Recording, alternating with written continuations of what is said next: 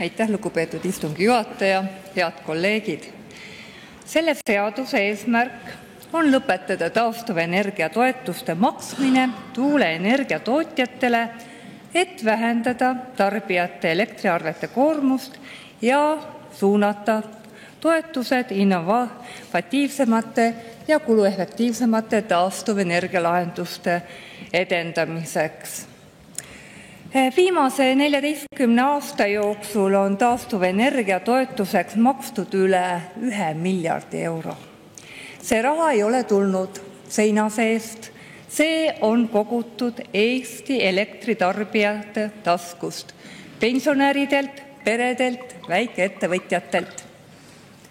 Riiklik sekkumine peaks olema õigustatud ainult siis, kui turg ei toimi, projektid ei ole ilma abita majanduslikult elujõulised, aga kas see täna on nii? Juba 2021. aastal oli tuuleenergia tootmise elukaarekulu vaid 30 eurot megavatt-tunni pealt ning aastaks 2030 prognoositakse hinnaks kõigest 22 eurot megavatt-tunni pealt. Samas Nord Pooli Eesti piirkonna keskmine elektri hind aastatel 2011–2020 oli 39 eurot megavatt-tunni eest ja analüütikud prognoosivad järgmiseks kümnendiks hinda vahemikus 50–60 eurot megavatt-tunni eest. See tähendab, et tuuleenergia tootmiskulu on täna juba madalam kui turuhind. Miks peaksime sellises olukorras endiselt maksma toetusi? Kas me ei peaks investeerima sellesse, mis tõesti vajab tuge?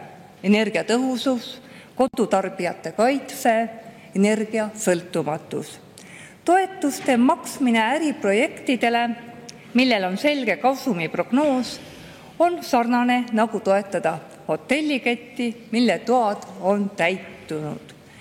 Ka taastuvenergia tootjad ise on leidnud, et nad ei vaja toetusi. Näiteks tuuleenergia tootja Vindr Balticu juht Marko Viiding on öelnud järgmist. Ma tsiteerin: meist palju madalamate elektrihindadega Skandinaavias, aga ka sarnase hinnatasemega teistes Balti riikides toimib energiaturg vaba konkurentsi tingimustes ja ilma riiklike toetusteta, mis tähendab, et ellu viiakse vaid parimad projektid. See omakorda aitab alandada energia lõpphinda tarbija jaoks ja toetab konkurentsivõime kasvu. Tsitaadi lõpp. Riiklike toetuste najal viiakse ellu projektid, mis on väheefektiivsed või paigutatakse energiatootjad sinna, kus nende kasutegur on madal. Ja kui me ka vaatame Tuuleenergia Assotsiatsiooni leheküljelt viimaseid andmeid, saame tuulikute energiatootmise kasuteguriks kõigest 20%. Ja veel, küsitavusi tekitab ka taastuvenergia toetuste maksmise läbipaistvus. Kas Eesti maksumaksja peab jätkuvalt rahastama taastuvenergia toetusi, kui need ei ole läbipaistvad, õigustatud ega mõistlikult suunatud? Vastus on ei pea. Soovitan teil kõigil lugeda 21. märtsi Õhtulehes ilmunud põhjalikku artiklit Priit Pärna poolt. Artikli pealkiri on "Mesimagus, aga läbipaistmatu äri". Artiklis toodi välja, et toetused moodustavad taastuvenergia tootjate tuludest keskmiselt umbes 20%. Kuid isegi siis, kui see viiendik ära jätta, jäävad ettevõtte kasumid märkimisväärseteks.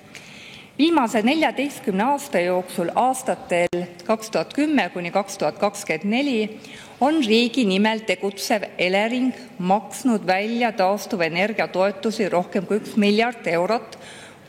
See raha pole tulnud tõesti, nagu ma ütlesin, seina seest, vaid iga Eesti elektritarbija taskust. Konkurentsiamet jõudis juba 2021. aastal, ajal, mil elektri hind ei olnud veel hüppeliselt tõusnud järeldusele, et tarbijatele on pandud põhjendamatult suur maksukoormus ning taastuvenergia toetused tuleks järk-järgult kaotada. Tänase oluliselt kõrgemate elektrihindade juures kõlab see järeldus veelgi põhjendatumalt ja aktuaalsemalt. Siiski raiub Kliimaministeerium koos tuule- ja päikeseparke omavate ettevõtetega vastu, et ilma riiklike toetusteta ei suudaks taastuvenergia tootjad turul ellu jääda. Kui aga vaadata, kes on need ettevõtted, kellele Elering tasub taastuvenergia toetusi, siis vaatepilt on kummastav. See ei ole kohane õigusriigile ja pigem omane mingile korruptiivsele üksusele. Toon ära mõned küsitavad ja kummalised asjaolud. Esiteks, meil puudub koondnimekiri ettevõtetest, kes toodavad taastuvelektrit tuule- või päikese abil. Teave on hajus ja süsteemne ülevaade puudub. Elering maksab toetust sellele, kellele kuulub liitumispunkt. Seejuures pole avalikult teada, milline ettevõte tegelikult toodab võrku minevat elektrit. Kas see kuulub nii-öelda eraõiguslikku infosfääri? On juhtumeid, kus toetust makstakse ettevõtetele, mis toimivad ilma tegevusloata. Ehkki Konkurentsiameti sõnul on elektri tootmises tegevusluba nõutav. Põhjus on see, et toetuse saamine ei eelda tegevusloa olemasolu ja see tekitab ka õigusselguse probleeme. See tähendab, et nad ei ole läbinud ametlikku kontrolli ega kvalifitseeru tegelikult tootjatena. Ent ometi liigub raha nende arvele. Toon ka ühe markantse näite. Näiteks Varja Windfarm OÜ on saanud 2021. aastast Eleringilt 2,9 miljonit eurot taastuvenergia toetust. See on silmatorkavalt suur summa. 5 aasta peale on kõigest 21 ettevõtet rohkem toetust saanud. Kui aga võtta Varja Windfarmi OÜ majandusaasta aruanne ette, leiab sealt üksnes 2021. aastal makstud toetuse summas 702 948 eurot. Järgnevatel aastatel poleks ettevõte justkui tegutsenud. Müügitulu piirdub mõnesaja euroga. See näitab, kui lõtv on olnud järelevalve ja kui vähe tegelikult kontrollitakse toetuse saajate tausta ja vastavust nõuetele. Kui riik ei suuda isegi elementaarseid tingimusi nagu tegevusloa olemasolu jõustada, siis ei saa toetuste süsteemi enam usaldusväärseks pidada. Selline olukord vähendab usaldust riigi enda vastu. Me ei saa aktsepteerida olukorda, kus maksumaksja raha liigub ettevõtetele, kes ei täida seaduspärast kohustust omada tegevusluba. Aastatel 2020–2024 on umbes iga 5. toetust saanud ettevõte tänaseks tegevuse lõpetanud. See seab küsimärgi alla ka toetuse kasutamise tõhususe ja kestlikkuse.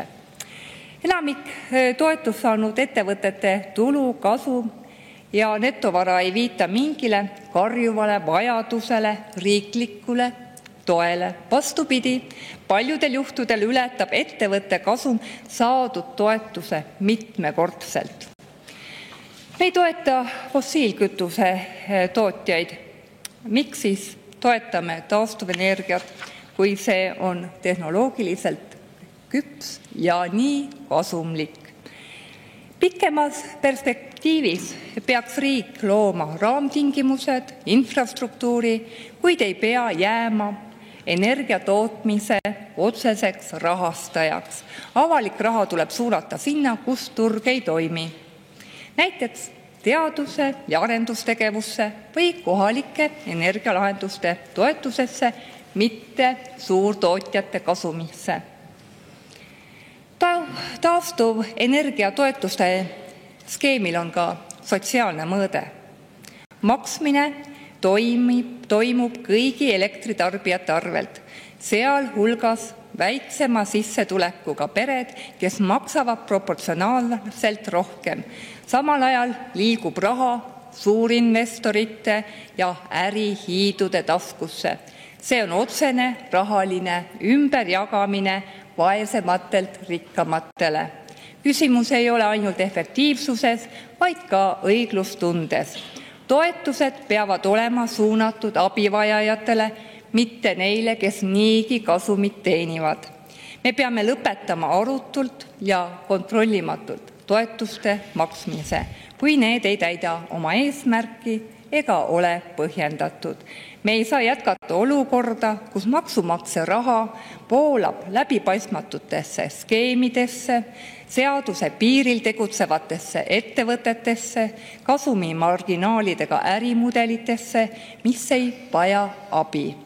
Selle asemel peame looma ausa ja selge mänguvälja, kus toetusi saavad vaid need, kes tõesti vajavad seda ja kus iga euro aitab Eesti majanduse kasvule. Seetõttu palun toetada eelnõud, mis lõpetab taastuvenergia toetuse ohjeldamatu maksmise. Nii enam jätkata ei saa. Aitäh ja olen valmis vastama teie küsimustele. Suur tänu, lugupeetud ettekandja, ja küsimusi tõesti on. Kalle Grünthal, palun. Aitäh, lugupeetud ettekandja. Ma kahtlemata toetan seda eelnõud, aga ma tahaks veel kaugemale.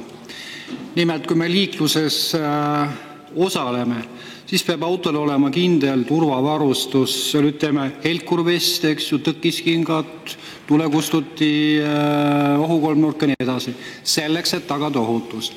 Tuulikute ehk tuugenite puhul pole üldse mingit regulatsiooni ehk seadus täiesti puudub, mis on seal ohtlik ja mis seal ei ole. Teatavasti on ju tuugenid ka saasteallikas ehk siis annab sealt jääheidet või siis ohtlikke kemikaale turbiinide juurest või siis ütleme ka infraheli. Infraheli osas on selgunud, et näiteks Saarde tuulepargil mõõdeti taatlemata aparaadiga ja tehti ometi riiklikku järelevalvet. Minu küsimus on hoopis aga selline, äkki me peaksime üldse seni, kuni puudub regulatsioon ja seaduslik alus, nende tuulikute tegevuse üldse peatama? Aitäh! Aitäh ja küsija küsimuse eest, väga õige tähelepanek. Meil on välja kujunenud mõnes mõttes nagu metsik lääs, et normid ja regulatsioonid on jäänud kehtestamata, aga juba tegutseme. Ma kujutan ette, milline kaos valitseks tõesti liikluses, kui meil ei oleks neid regulatsioone, laseme piiramatus või täiesti ohjeldamatus koguses autod liiklusesse, mis sõidavad üle 100 kilomeetri tunnis ja me ei piiraks neid. Jah, väga nõus. Mina leian ka, et selline regulatsioonide puudumine tuuleenergeetikas eriti tuleb lõpetada. Me peame kehtestama normid, uurima, kas tuulikud, kuidas need mõjuvad looduskeskkonnale, kuidas nad mõjuvad inimestele. Ma tuletan meelde, et 2019. aastal saatis Majandus- ja Kommunikatsiooniministeerium omavalitsusjuhtidele märgukirja, et kuhu siis planeerida tuulikuid. Ja selles märgukirjas oli öeldud, et tuulikud tuleks eelkõige planeerida aladele, mis on varem olnud kasutuses tootmismaadena ja vähem põllumajandusele, tähendab väärtuslikule põllumaadele ja mitte üldse metsa, siis täna me oleme jõudnud olukorda, kus enam seda ei arvestata, vaid justkui ainukene norm, millest lähtutakse, on 1 kilomeeter inimasulast. Ja sellised tuulikud, mida praegust planeeritakse maismaale, need on ligi 300 meetrit ja need ju kategoriseeruksid eelkõige justkui meretuulepargiks, et meretuulikuteks, ja meretuulikutel on meil ju teised normid, mõju ulatust uuritakse kuni 20 kilomeetri ulatuses, aga nüüd me teeme need samad meretuulepargid maismaale ja uurime mõju ulatust kõigest 2 kilomeetri ulatuses. Et jah, ma olen nõus teiega. Aitäh. Helle-Moonika Helme, palun. Ja aitäh, ja eesistuja, hea Evelin, et me teame, et elektri hind elektriarvel moodustab varsti juba tarbija jaoks ühe väiksema osa kogukulust, kuigi ka elektri hind on talumatult suur, on arve kogusummast ju suurem osa juba võrgutasud ja loomulikult ka osa sellest taastuvenergia tasu. Ja taastuvenergia toetused on asi, mida me näeme seal arvel ja mis on otseselt välja kirjutatud, samas aga veelgi suurem on taastuvenergeetikute tulevikutegevuse tarbijalt kinnimaksmine selles mõttes, et me ehitame neile ka siis seda juhuenergeetikale, juhuelektrile vajalikke võrkusid. Et kas ei peaks selle seaduse mõistes ära lõpetama ka juhuelektrit taluvasse võrku kallite investeeringute tegemise, sest kõike seda poleks ju tarvis, kui ebateaduslik rohepöörde jutt ära lõpetada, sest meil on olemas võrgud ja kui me läheksime ikkagi taas tagasi üle põlevkivi energeetikale suuremas osas, siis poleks neid investeeringuid üldse vaja ja kõik need suured elektriarved jääksid tarbijale ka ära. Aitäh. Aitäh, väga hea küsimus.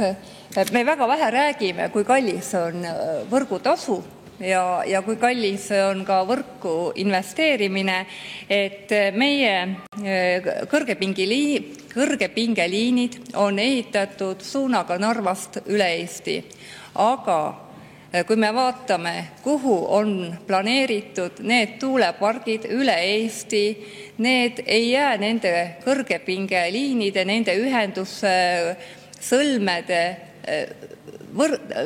lähedusse, need erinevad hoopis sellest, meie välja ehitatud ühendusliinid ei kattu planeeritavate tuuleparkidega, mis tähendab seda, et vajame suuri investeeringuid ka kõrgepingeliinide väljaehitamiseks, alajaamadeks ja sellest väga vähe räägitakse, sest võrgutasu on jälle tarbija kanda. Ehk siis, kui me kõik need kokku arvutame, mida tähendab uute võrguliinide väljaehitamine, siis see taastuvenergia on väga kallis. Tuuleenergia on väga kallis, sest me ei näe veel seda osa või meil ei räägita sellest osast, mida tähendavad need võrguühendused ja need investeeringud võrguühendustesse. Aitäh. Kolleeg Arvo Aller, palun. Aitäh, lugupeetud istungi juhataja, hea ettekandja, et väga mõistlik eelnõu ja kindlasti tuleb seda toetada.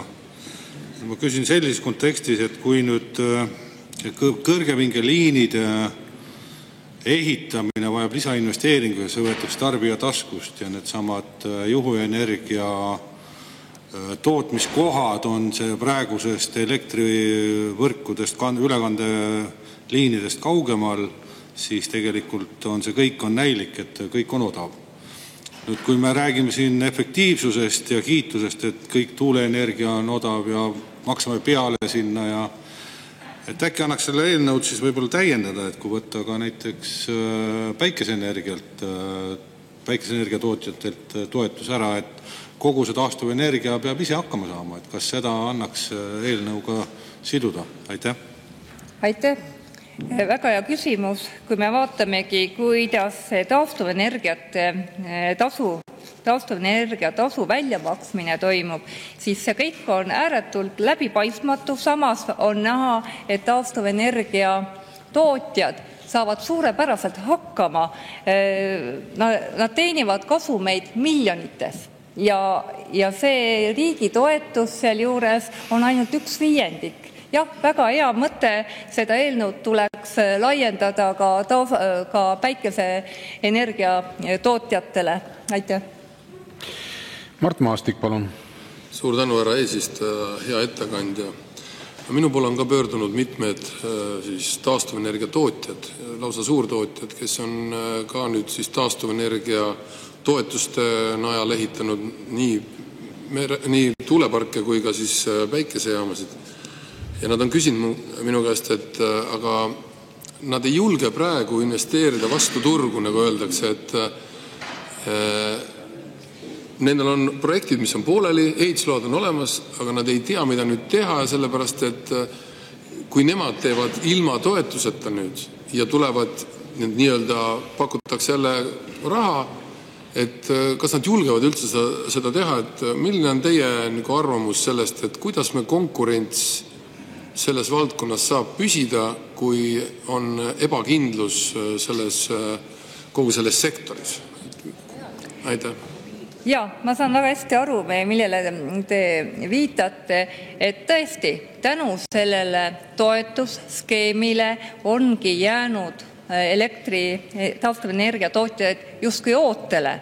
Nad ei julge teha neid asju ilma toetuseta, siis nad langevad konkurentsist, aga see ongi riiklikult tekitatud selline ebakindel olukord, et ka meil oli komisjonis ju sellest juttu, kus ka Kliimaministeeriumi esindaja ütles, et tõesti väga paljud taastuvenergia tootjad on pöördunud nende poole teatega, et nemad on valmis ehitama tuuleparke ilma toetuseta, aga nad ei ole seda teinud, kuna nad ju siis kaotaks konkurentsis. Et mõelge ka, et korraga tekib siis turule tootja, kes saab 1/5 kasumi riigilt ja teine siis peab hakkama saama ilma selle lisaboonuseta. Et ma arvan, et meie taastuvenergia turule mõjuks väga hästi olukord, kus on selgus majas, et toetus ei ole ja hakake ehitama. Aitäh. Kalle Grünthal, palun. Aitäh. Üks põhiline lause, mida praegu valitsus välja räägib, on see, et raha ei ole ja raha on vähe ja nii edasi, eks ju. Aga ometi on olemas laual nendel kaks põhilist teemat. Üks on siis sõjajulgeolek ja teine on siis tuulikute ehitamine, õigemini toetuse maksmine selles osas. Minu meelest, kui ma nüüd õigesti mäletan, siis ma kolmapäeval kaitsesin eelnõud, millega siis reservväelastele makstakse õppekogunemises toetust ja seda suurendada, siis Helle-Moonika Helme, ma vabandan, kui ma eksin praegu, küsis väga selgelt ära, kumb on tähtsam siis.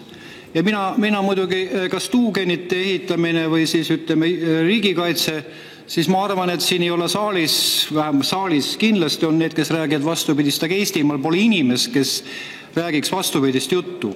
Ikkagi riigikaitse on tähtsam. Kas ka teie olete samal seisukohal, et oluline riigikaitse, aga mitte välisfirmade toetamine? Aitäh.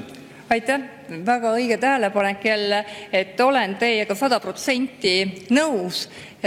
Meie praegune julgeoleku olukord on seadnud meid sellisesse seisu, et meil peaks olema prioriteet number 1 riigi julgeolek, mitte rohepööre. Ja see raha, mida siis nii kergekäeliselt lubatakse küll meretuuleparkidele, küll maismaatuuleparkidele, et seal nagu ei küsita, et kus see raha tuleb, et kuidagi on see raha olemas, samas kui meil on vaja reservväelastele hüvitada nende õppuste päevi, siis korraga raha ei ole.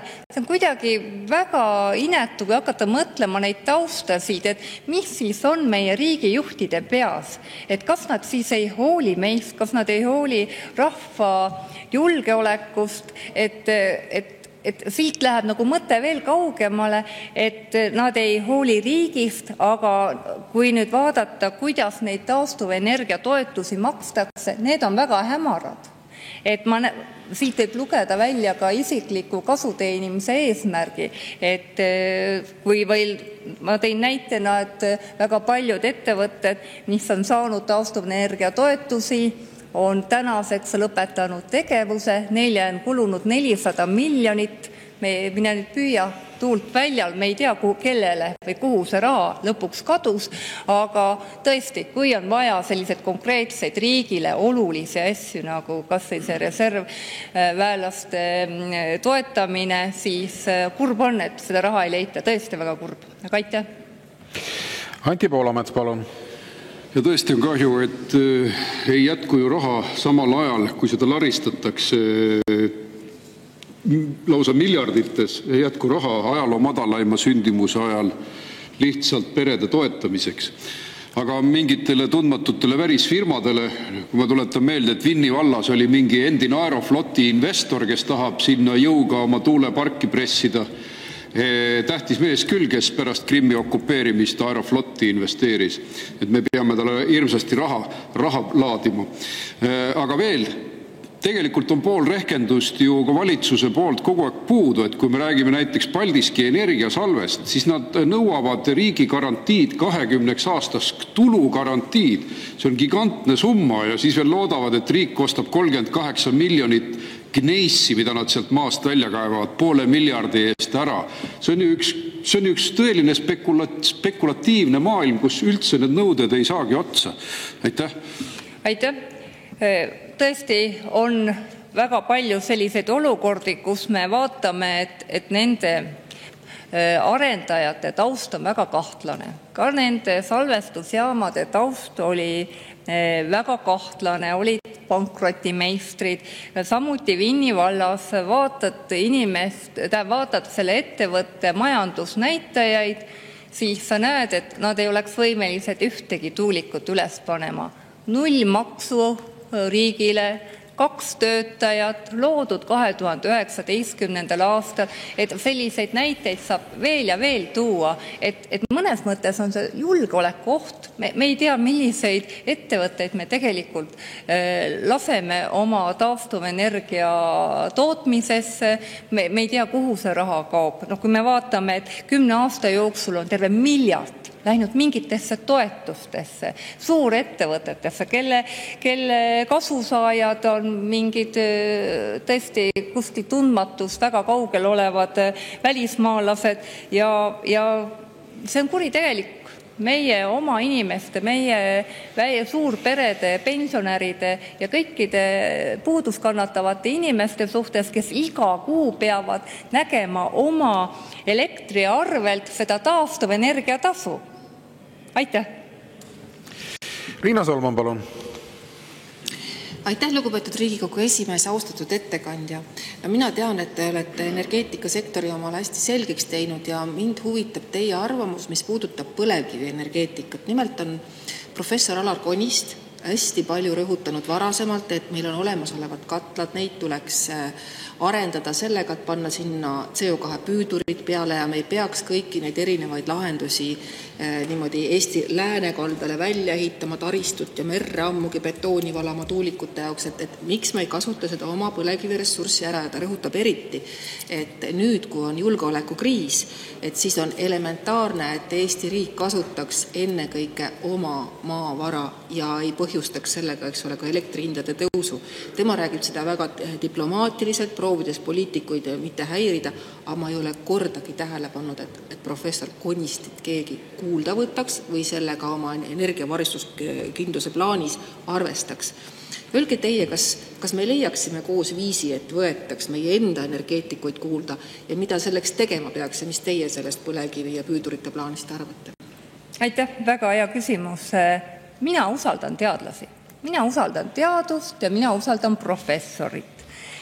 Kui on inimene, kes on õppinud ja ta tunneb matemaatikat, ta ei räägi meile elektrimolekulidest, tal ei ole ka ärihuve, ta on heast tahtest, heast usust oma teadusesse ja seda enam, et põlevkivi, see on ju meie oma, see on ju meie igipõline rikkus.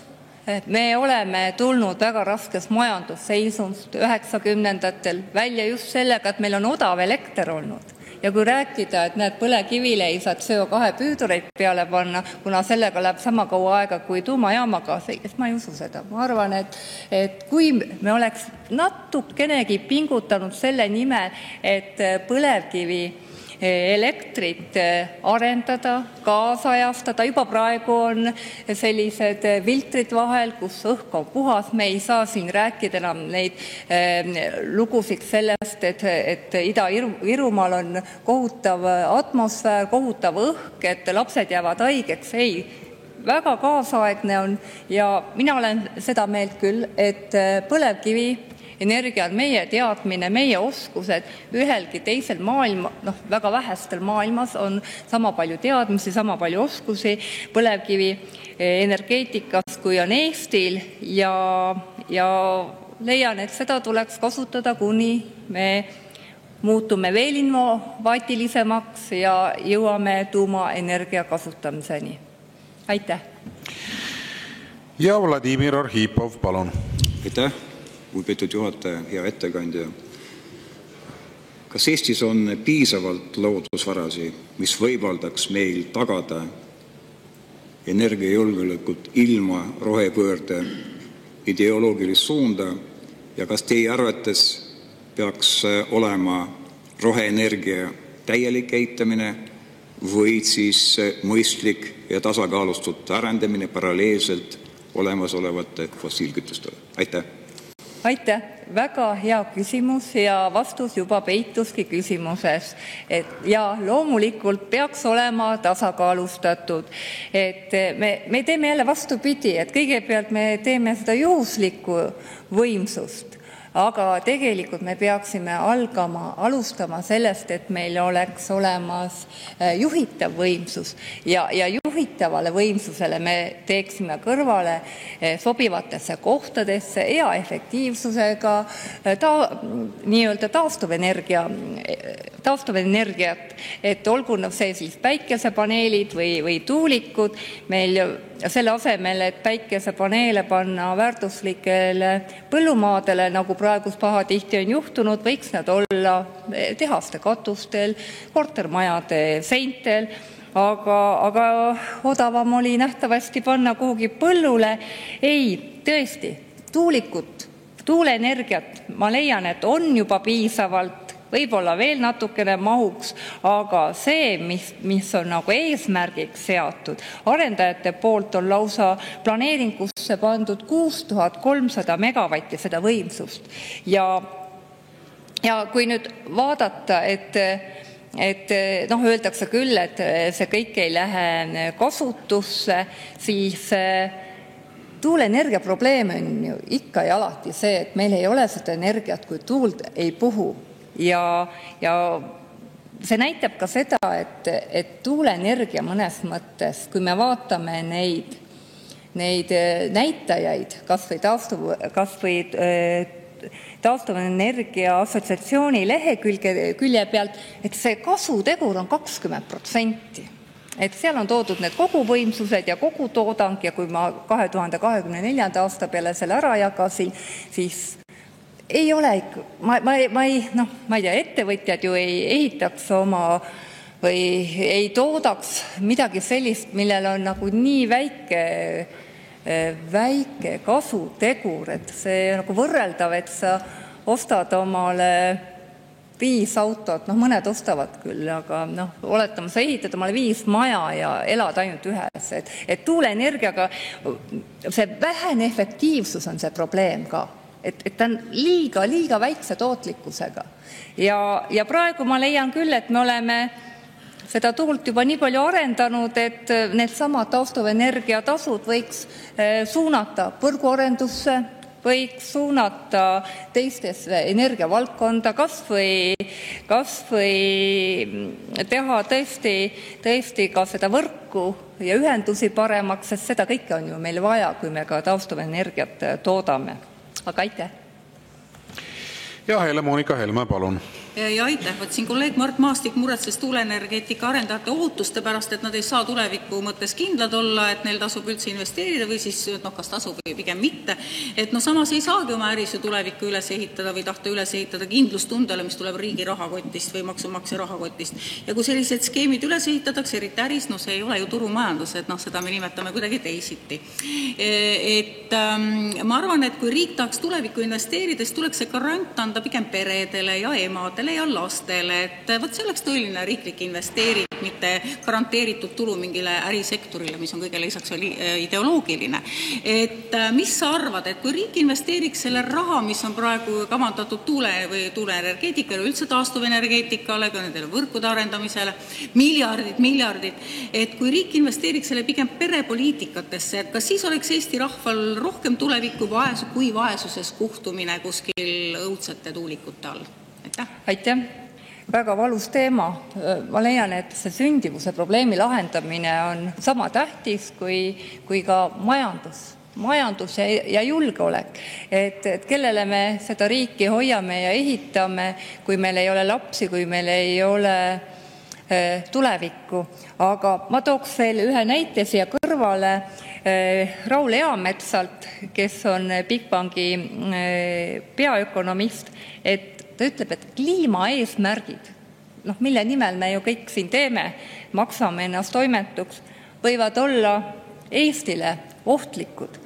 Et ta ütleb, et Venemaal on suhteliselt savi kliimaeesmärkidest ja tõesti, kui me kulutame kogu selle raha, mis meil seda piskukest, mis meil on mingite suurettevõtete kasumi tõstmiseks 1/5 võrra, 20% võrra, et siis me ei jõua küll eriti kaugele oma majandusega ja kas seegi, et 10 aasta jooksul on see miljard, mis on taastuvenergia toetuseks makstud, see on nagu kaduma läinud. See 1 miljard, see tähendab siis imikust raugani, igaühe käest on see 1000 eurot ära võetud. Et jah, meil on nagu riigil on prioriteedid paigast ära ja ma enne nagu vihjasin ka oma vastuses, mulle tundub, et praegust valitsust ei huvita ei Eesti rahvas ega Eesti riik, vaid kuidagi oma semud, kes kuskilt selle raha nendeni kaudselt suunavad ja nende võib-olla võimu kindlustavad, aga see ei ole jätkusuutlik. Ja ma ei tea, mis siis lõpuks peab juhtuma enne, kui Reformierakond hakkaks hoolima sellest, et Eesti riik kestaks läbi aegade. Aitäh! Suur tänu ja Anti Poolamets, palun. Ma muretsen ikka jätkuvalt sellepärast, et need samad hiigelsubsiidiumid kipuvad voolama hoopis veel omakorda välisinvestoritele. Nende kaudu veel subsideerime hoopis võib-olla Saksamaale odavama energia hankimist, sest ma toon näite Liivi lahe meretuulepargist, siis kus on ju gigantne hulk meretuulikuid, 84 tükki koguvõimsusega 1000 megavatti, mis oli plaanis, ja sinna tulid koguni rahvusvahelised investorid, Sumitomo Corporation ja siis omakorda selle taustal veel Warren Buffett, üks maailma jõukamaid mehi. Ehk siis õngitsetakse vaese Eesti maksumaksja kallale maailma superrikaste poolt, et saaks aga võtta midagi ja seda Saksamaale müüa meie enda poolt subsideeritud elektrina. Mingisugune tõeline suure ja väikse Peetri skeem on siia ehitatud. Aitäh küsimuse eest, et aegalt püüad argumente leida ebaloogilisele käitumisele, sa püüad mõista, et miks seda tehakse, kas ollakse kasulikud idioodid, kas ollakse ahned või mis seal taustaks on, sest tuuleenergia tootmiseks, võtame kas või, kus need komponendid tulevad, need tulevad Hiinast. Üldse 70–80% kogu maailma toodangust, tuuleenergia, nende tuulikute komponentide toodangust tuleb Hiinast. Samuti toodetakse Hiinas 80% ka elektriautode akudest ja mida siis see roheline energia meile kogu Euroopale tähendab. Me turgutame ju Hiina majandust ja samal ajal, kui Hiina ise toimib palju rahulikumalt selle juhuenergia ülevõtmisel, Hiina avab nädalas 1 söeelektrijaama faktikontroll on seda tõestanud, muide. Ja ma tahakski küsida, et kas meie eesmärk on siis Hiina majanduse toetamine ja siis, et siis ja unustada sealjuures nii oma julgeoleku kui ka majanduskasvust ei tahaks praegu rääkidagi. Aga tundub küll, et ma ei tea, need nähtavasti on ka võib-olla Hiina lobistid head tööd teinud, kui ma püüan seda olukorda, mis meil praegust taastuvenergia turul on tekkinud, kuidagi loogiliselt põhjendada, siis võib-olla jah, on see Hiina pluss siis rumalus pluss ahnus.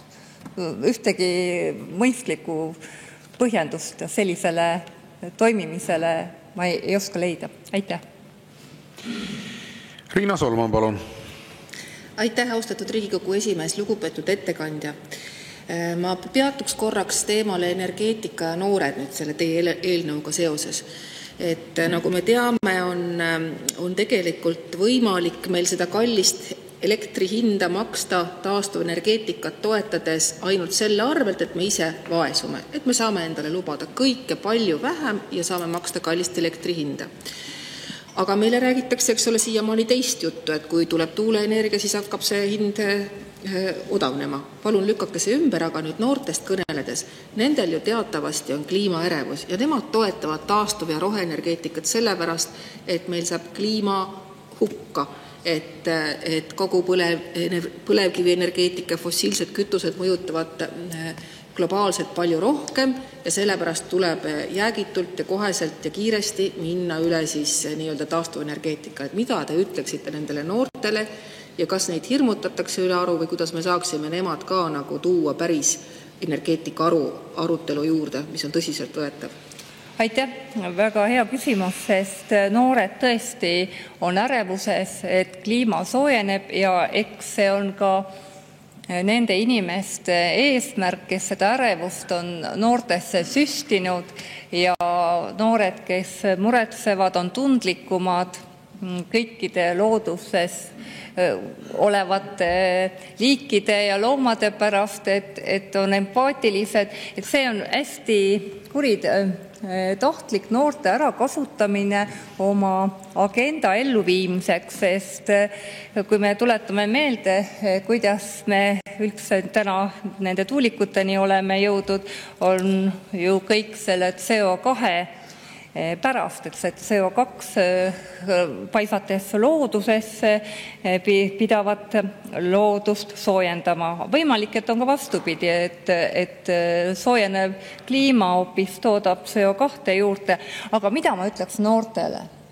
Et tegelikult see tuuleenergia just ongi väga looduskahjustav, eriti Eestis. Meil on planeeritud tuuleparke 29 omavalitsusse, mis on üle Eesti laiali ja kui ma vaatan neid valdasid, kus need asuvad looduskaitsealadel, need asuvad otse rohevõrgustike keskel, et võetakse maha metsa, hävitatakse loomuliku looduskeskkonnada ka tundlikutele liikidele, raadatakse ligi 1 hektar läheb puhtalt vundamendi alla, lisaks hektar juurdepääsu teedeks, et see kõik on väga looduskahjustav, seda enam, et tuulikute labad eraldavad erosiooni toimel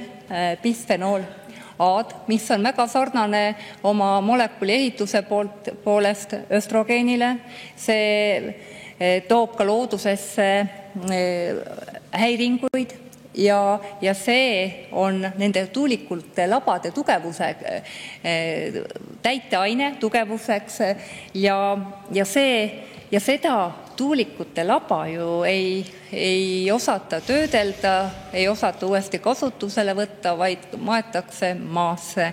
Et see, mis taastuvenergiaga kaasas käib, see kahjustab loodust palju rohkem ja lisaks veel, kui vaadata, kui madal on selle taastuvenergia tootlikkus, ehk see näitabki seda raiskamist, seda meeletut raiskamist, et mingi tillukese asja saamiseks see on umbes kabenupu saamiseks me raiume puu maha.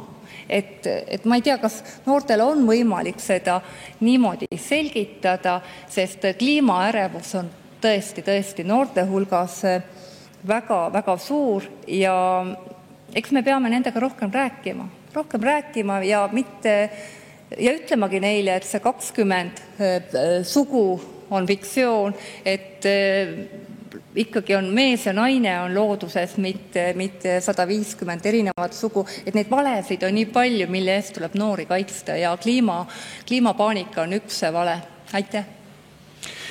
Mart Helme, palun. Aitäh. No mina vaatan seda asja ka natukene niimoodi, et kuna me oleme selline Euroopa Komisjoni kolooniaks muutunud, et siis kusagil Brüsseli vastavates direktoraatides on pandud näpp kaardi peale vaadata, et Eesti see on nii hõredalt asustatud, et siia võib panna need tuuleveskid püsti ja see ei sega kedagi, et kui me võrdleme nüüd Saksamaa või Prantsusmaaga, mis on väga tihedalt asustatud, et las toodavad meile seal oma hõredalt asustatud aborigeenide riigis elektrienergiat. Ja kas me võiksime äkitselt hoopiski selle kandi pealt seda asja vaadata? Aitäh. Jah, aitäh küsimuse eest. Tuuleenergia tootjad on ise ka välja öelnud, et nemad on selle pargi valinud sinna looduskaunisse kohta sellepärast, et seal on hästi vähe inimesi. Et esiteks peab ju maksma talumistasusid, mida vähem on seal inimesi, kes võiks seda nõuda või seda takistada. Ma toongi näite, Lääne-Virumaalt on üks tillukene Tuduküla. Ühel pool on Tudusoog, maastikukaitseala, ja seal keskel on kuskil 300 või 150 vahel inimesed elavad suviti rohkem linnas ja seal see väike asula on 3 küljest tuulikutega kaetud, tuulikupargid piiravad nii idast, läänest kui ka lõunast ja siis see kaugus on kõigest 1 kilomeeter. Kujutage ette, kui nüüd päike ja hakkab hommikult paistma või siis see väike asula on põhimõtteliselt kogu päeva vilgutuse piirkondades ja nad peavad ära kolima, sest ja küll müra kannatad välja, paned omale kõrvaklapid pähe, aga sa ei saa seda vilgutust välistada, sa ei saa pimedana ringi kõndida, sa võid kurdina ringi kõndida, aga pimedana sa ei saa ringi kõndida. Et jah, mul on ka see tunne, et me oleme justkui nagu mingi koloniaalmaa, kust meilt võetakse need loodusvarad ära, meie suur ressurss on ju maa. Meil on kõige rohkem Euroopas nähtavasti 1 inimese kohta maad ja seda siis tullakse ja võetakse selliste meetoditega ära, rääkimata sellest, et me oleme ka mõnes mõttes nagu prügimägi, et Iru elektrijaama läheb vist päris suures koguses Euroopa prügipõletusse. On ju, eks. Martin ei nooguta, aga see on üks osa, kus ma tunnen, et see, et me oleme väiksed, me oleme kuskil Euroopa äärealal ja me oleme nii rumalalt kõigega nõus, mis sealt Brüsseli poolt tuleb, et see seab kogu selle Eesti rahva väga haavatavasse olukorda. Aitäh. Siim Poolak, palun. Aitäh, hea juhataja. Ja ettekandja, kas te olete ka mõelnud, et siin räägitakse sellest 2,5 miljardist või 3 miljardist, mis läheks justkui tuulikute toetuseks, et kui selle raha eest hoopis tegeleda juhitavate võimsustega, ehk siis suunata see siis põlevkivienergeetika moderniseerimisse üle riigi, luua näiteks omavalitsustele võimalus nad oma küttesüsteemi rekonstrueerides saaksid kasutusele võtta koostootmisjaamad, mis toodavad koha peal nii elektrienergiat kui ka siis soojust ja mis tegelikult hajutatuna üle Eesti oleks ka väga hea julgeoleku mõttes. Et tegelikult kui palju saaks ära teha selle 2,5 miljardiga energeetika vaates, mis oleks päriselt püsiv, stabiilne elekter, et miks seda ikkagi teha ei taheta? Kas teil on tulnud arusaam, et miks seda asja aetakse ikkagi selle ebastabiilse tuuleenergia peale, mis samal ajal, nagu ka nad ise ütlevad, et neil ei ole mõtetki oma tuulikuid tööle panna, kui elektri hind on odav, mis tähendab, et tegelikult me saame tuulikuid ja saame ka kalli elektri hinna endiselt. Nii et miks siis ei soovita enda juhitavate võimsustega tegeleda? Aitäh. Aitäh. Väga hea küsimus. See oleks mõistlik plaan. Tegelikult ka, et investeerida millessegi sellisesse, kust me saame elektrit nii palju, kui me tahame, nii palju ja sellel ajal, kui me seda vajame. Aga mul on nagu üks versioon tekkinud sellest arutelust, et miks seda taastuvenergiat, seda juhitamatut elektrit niimoodi toetatakse. Kui ma vaatan neid, et kui ka lähtun sellest Õhtulehe artiklist, mis rääkis sellest, kui hämarad ja läbipaistmatud on need toetuse saamise skeemid, siis see juhitamatu elekter on selline nagu e-valimised, nagu pime kast, sa ei saa öelda, kui palju sul parasjagu seal elektrit tuleb. Ütled, et no ei tule nii palju, see tuule mõõtmine ja selle elektri mõõtmine on suhteliselt võimatu. Aga kujutage ette, kui te investeerite raha konkreetselt sellesse objekti, sellesse võimsusesse ja see on juhitav ja see on mõõdetav, siis nähtavasti ei ole võimalik sealt mingeid miljardeid või miljoneid välja skeemitada. Ma arvan, et see on nende plaan, arvestades eelnevat käitumist, neid 10 miljoni dollari afääre, autorollosid, Tallinna sadamaid, et kogu aeg on mingi skeem. Aga hämaratesse skeemidesse on palju lihtsam nähtavasti seda raha ära peita. Et loetavatesse skeemidesse on seda nähtavasti palju keerulisem ja selle tõttu ei arendata neid mõõdetavaid võimsusi, juhitavaid võimsusi, et parem on jääda siia ebamäärasemale maastikule. Ja aitäh! Hanah Lahe, palun! Aitäh, austatud istungi juhataja, austatud Evelin Poolamets. See eelnõu, millest me siin praegu räägime, puudutab ju elektrituru seadustekst. Minu jaoks on väga huvitav, kuidas te olete suutnud sisse pikkida nii sugude teema, kui ma õigesti kuulsin, hormoonid, nüüd e-valimised. Minu küsimus puudutab kliimamuutusi, millest te ka põgusalt rääkisite, et kuidas noori hirmutatakse ja kuidas tegemist on mingisuguse hüsteeriaga, et kui me vaatame Euroopas lõuna poole, räägime näiteks Hispaaniast, Itaaliast, Portugalist, siis seal aasta-aastalt sagenevad metsatulekahjud, kuumalained, põuad. Et mida te nendele noortele ütleksite, et mille pärast selline olukord on tekkinud? Aitäh!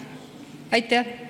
Nendele noortele ma ütlekski, et kliima muutubki, aga see ei sõltu inimestest. Ja kui need on väga inimkahjudega need muutused, järelikult on neid inimesi sinna kohta, kus see õnnetus juhtub, väga palju kogunenud. Ja nagu me näemegi ka riigi julgeoleku olukorras, et selle asemel, et investeerida nii julgeolekusse, turvalisusesse, selle jaoks meil tihtipeale raha ei ole. Me kaotame ära päästekomandod, raha ei ole. Näiteks nüüd ongi maal, varem olid väga palju selliseid vabatahtlikke päästjaid, riigil oli raha neid üleval pidada, nüüd enam ei ole. Et kui tõesti ka seal peaks selline, ütleme ka Eestis võiks tekkida metsatulekahju, siis seal ongi tagajärjed palju suuremad kui varem, sest see raha, mis oleks pidanud kuluma nende päästjate ülalpidamiseks, on kulunud nende tuuleparkide peale. Et jah, tõesti, rohepööre toob kaasa väga suuri tagajärgi. Aitäh! Ja Hanah Lahe, palun! Ja ma saan aru, et eitate seda, et kliimamuutused on inimtekkelised, aga praegu te just oma sõnavõtus ütlesite, et need toovad kaasa erinevaid sündmusi, näiteks ka Eestis võib olla mõni metsatulekahju. Et kas sellest tulenevalt ei leia, et kliimamuutused on ka ohuks meie julgeolekule? Aitäh!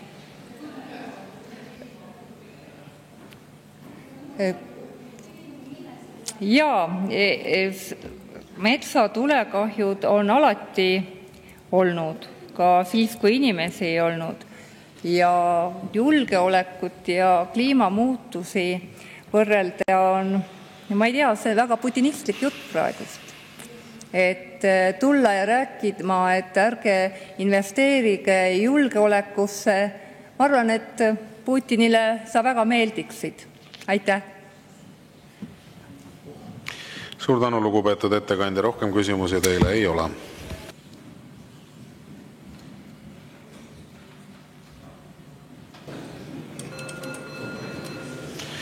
Austatud Riigikogu, panen hääletusele juhtivkomisjoni ettepaneku eelnõu 568 esimesel lugemisel tagasi lükata.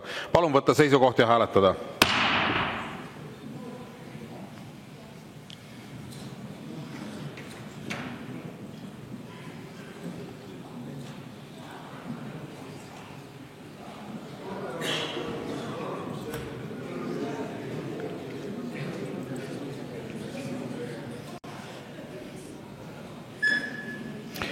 Ettepaneku poolt on 45 Riigikogu liiget, vastu 17, erapooletuid ei ole.